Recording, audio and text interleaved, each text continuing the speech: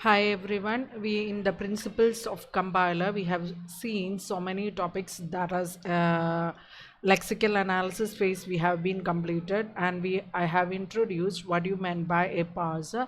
Now we are moving with the parser's jobs or the techniques that is being employed by a parser to check for the syntax error handling, and also how it can recover from it. What all the strategies is being used by a parser to recover from the errors, or what is the technique used by a parser when it is working. So we are seeing one by one. Then after this we see the different parsing techniques, how the parser will parse the source code and give to the semantic analysis. So we are moving one by one with the parser technique. Here in this video I am talking about how to eliminate ambiguity. What do you mean by ambiguity?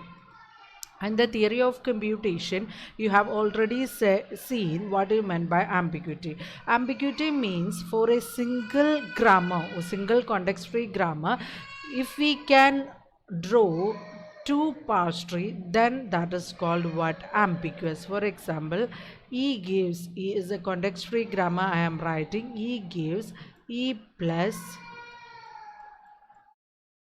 E star T. Okay, so this is a grammar, and I am drawing the parse tree, that is E. From E, what is I am getting from E? I draw from plus here, then E here, and another E here, sorry, another star here, and from that star I draw E here, and then T here. Okay, this is one parse tree. Can you guess what will be the next parse tree? That is E gives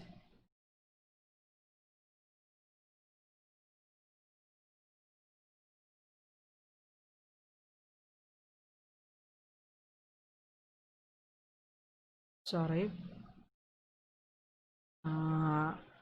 okay.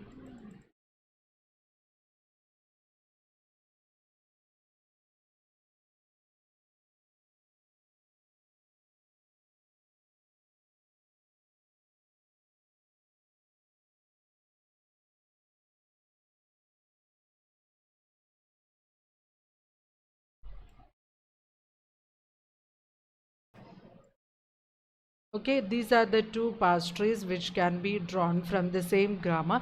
So this grammar is what? Ambiguous. Okay, so ambiguity means different meaning. For a single context free grammar, we must have only one meaning. As you see in the practical sense, when we use a identifier or a keyword, it must refer to what? A single meaning or single rule. But if it has a two rules or a two ways we can think or we can interpret about it, it is mean ambiguous, and system cannot resolve the ambiguous grammar. So how the system, how the parser system cannot resolve ambiguous grammar, because there are so many ways for interpreting a ambiguous grammar. So system will do a shortcut that is being explained by us, how the parser will resolve from this. So as such system will not recover, but there is a trick that system will recover, or a system uses a trick to recover from the ambiguous grammar. For example, we are considering this statement we are using if then statement. So if then, what all the syntax is used for if then? If expression then statement, or if expression then statement else statement, or other. Yeah, likewise in your C programming language, if or if then, or if else, or others. Okay, so I am checking for this context free grammar. Look at this. If E1 means expression and S1 means the statement. If E1 is true, then statement S1 is executed. If E2 is true, then statement S2 is executed, else S3.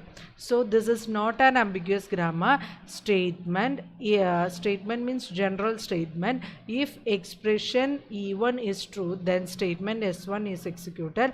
Else if S1 E1 is true, then S2 is executed, or otherwise S3 is being executed. Okay, this is not an ambiguous grammar. You might have already in your mind, but look at this. If E1, then if E1, then S2, else S2. What it means? If E1 is true,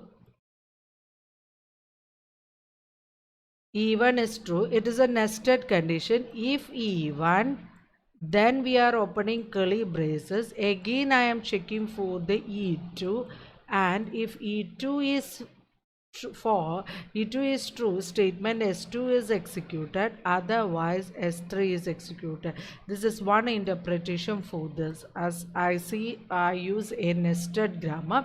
But this has so many interpretation, because if even, then I am checking for other type. So for example, I can interpret like this: if E1,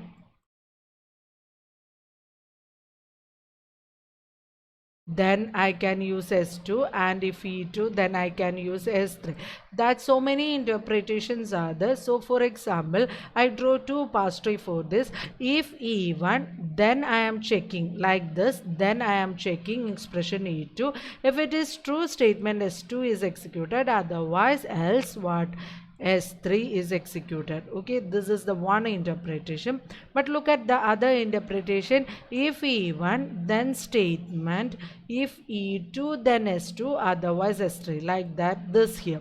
If E1, I am checking. If E1 is true, I am checking in the nested loop E2. E2 is executed, then E2 is true, S2 is executed, otherwise S3. What will be the above grammar?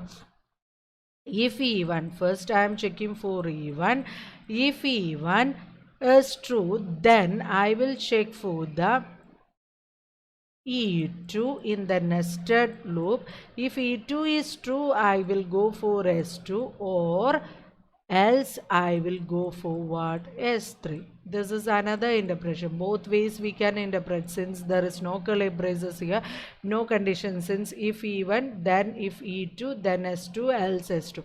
So that means this is an ambiguous grammar. So for resolving from ambiguous grammar, parser will do the technique, that is, it will close match the if with the closest else. Once again I will say, it will match if with the closest else. For example, if E2, then S2, which method we will go, which will be going from ours? Check it for that, which will be going from, which will be going, or which, in which way it will be resolving. That is, if E2, then S2. So yeah, else is matched with the closest if, else is matched with the closest if. So this parse tree will be taken by the parser. Okay, since we can draw two parse tree, but parser will check if then grammar is ambiguous.